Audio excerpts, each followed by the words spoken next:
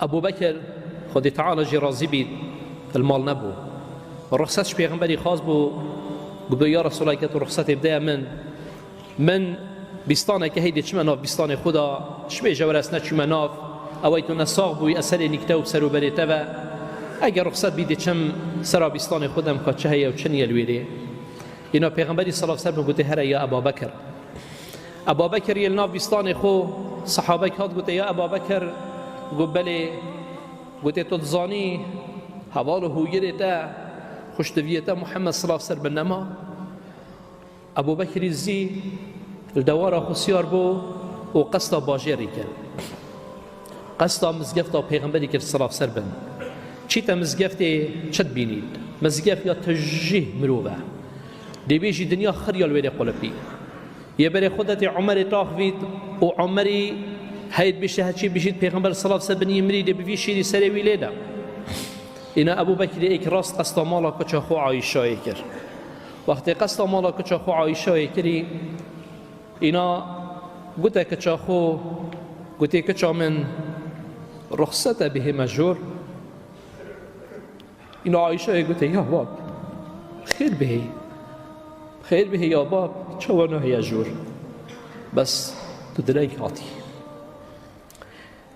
درنگ هاتی یا باب حوالته خوشتویته نمایه ابو بکر بشید از چو مجور هر حاله هایی مقوت داخو کبشیم قصدا پیغمبری بکم صلاف سر به و چو بد جوره به جورا کچا خو عایشه برای خودم پیغمبر صلاف سر بنیه دریش کریه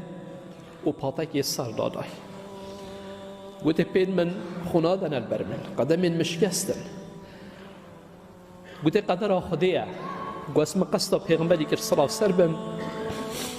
گوته من کرو نکرد مدست خوهاوی تا پاتی بل سسر جاوید پیغمبری راه کرن صلی الله علیه و سلم گوته مبناف جاویدی و ما چی کرد و مخود دیور کرد ابو بکری گوت والله یا رسول الله چه راسی بو گوت ناکر عمری نینا خودی توی منی بس یا رسول الله والله طبطا حیا و میتا خودی توی ساغ بود توی شریم بود خودی ملیانی جی توی شدیدی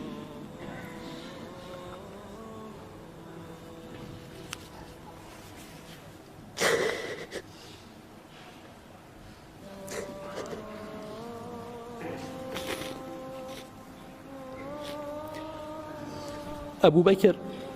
اش غرفه کچا خو عایشه در کرد شوف جواب بدات الصحابه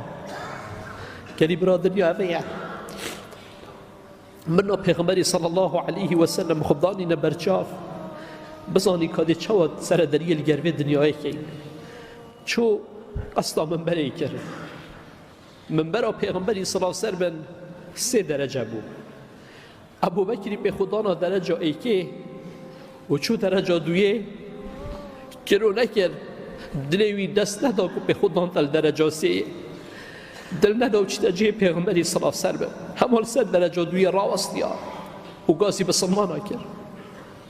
گازی بسلمانا کرد و گوتا بسلمانا گلی بسلمانا او کسی عبدینیا محمدی کرد بید محمد مروچو بس او کسی عبدینیا خود تعالی کرد